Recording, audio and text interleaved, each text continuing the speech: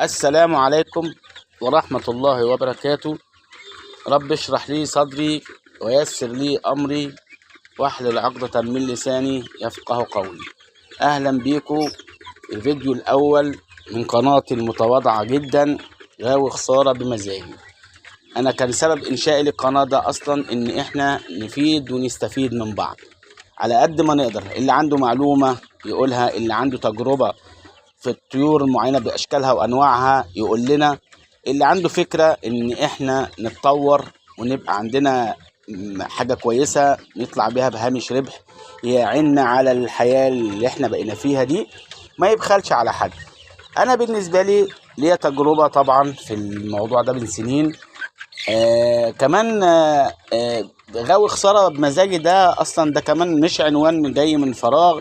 أنا بدأت وأنا عارفة اللي هو بقاوح في إن أنا هربي وهعمل. أنا بحب الطيور، بس طبعا كانت فادحة كبيرة وخسائر رهيبة في إن أنا بدأت وأنا ما كانش عندي أي معلومات، داخل بصدري وخلاص. فطبعا كانت النتيجة لا يحمد عقباها خالص.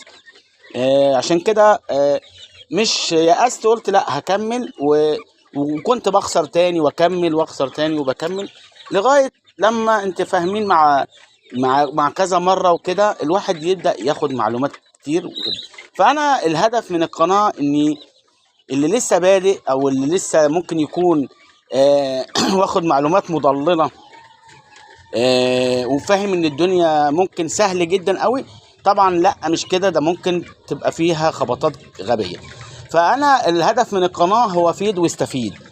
عندك حاجه، انا عندي حاجه عايز ابيعها اعرضها لكم، عندي معلومه اقولها لكم، في جديد من ان انا جبته من الطيور اقول لكم عليها ايه هو احسن طيور تكسب منها وترتبح منها، ايه الانواع اللي انت تعرف تاكل منها لقمه عيش زي ما بنقول، وحاجات كتيره قوي في القناه. فرجاء ادعموني وانتظروني في الفيديوهات التانيه.